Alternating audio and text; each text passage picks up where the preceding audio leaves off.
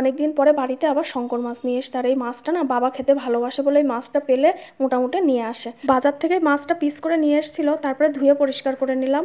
এরপরে মাছটার মধ্যে লবণ হলুদ মাখিয়ে মাছটা লাল করে ভেজে তুলে নিলাম। এরপর মশলাগুলো বেটে নেবো, রসুন বেটে নিলাম, এরপরে আদাটা বেটে নিলাম। সব মাছগুলো ভাজা হয়ে গেছে, ওই মাছ ভাজা তেলের মধ্যে আলুটা ভেজে নিলাম একটু লবণ আর হলুদ দিয়ে।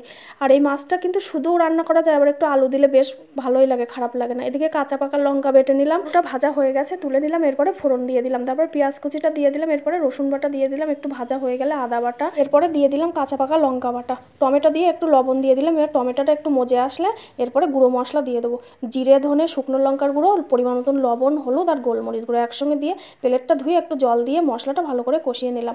এরপরে ভেজে রাখা আলু আর মাছটা দিয়ে একটু কষিয়ে পরিমাণ মতন জল দিয়ে দিলাম, দিয়ে একটু ঢাকা দিয়ে দিলাম। ঢাকা দিয়ে বেশ কিছুক্ষণ ফুটিয়ে নিলাম, ঝোলটাও কমে এসছে, আলুটাও সেদ্ধ হয়ে গেছে। সবশেষে বাটা গরম মশলা মিশিয়ে নামিয়ে দিলাম। বাবা তো খেয়ে খুব খুশি।